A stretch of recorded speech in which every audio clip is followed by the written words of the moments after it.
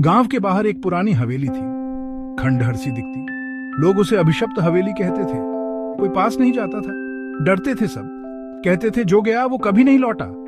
रात में चीखें सुनाई देती, अजीब परछाइयां दिखती, डर का साया हवेली पर मंडराता था।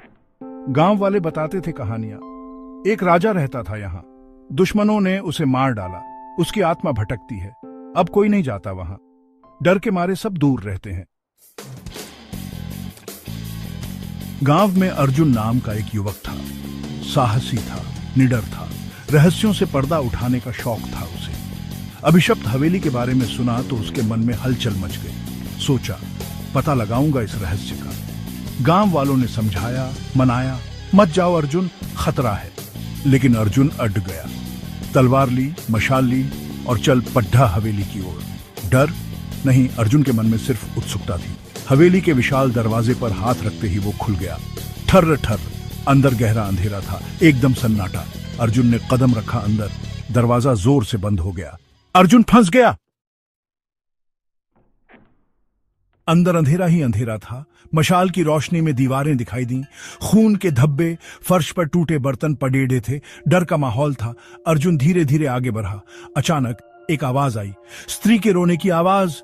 अर्जुन चौंका, आवाज का पीछा करता एक बड़े हॉल में पहुंचा। वहां एक स्त्री खड़ी थी, सफेद साड़ी पहने, बाल बिखरे हुए, चेहरा डरावना। कौन हो तुम? अर्जुन ने पूछा। मैं इस हवेली की रानी हूं, स्त्री बोली।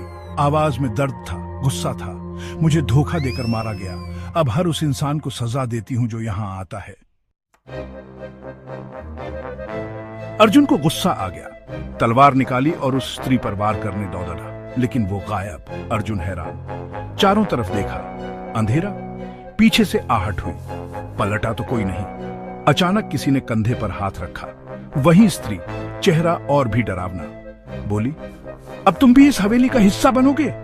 अर्जुन की चीख गूंज उठी, फिर सन्नाटा। अगली सुबह गांव वाले हवेली के पास आए, डरते डरते। दरवाजे पर अर्जुन की तलवार पड़ी थी।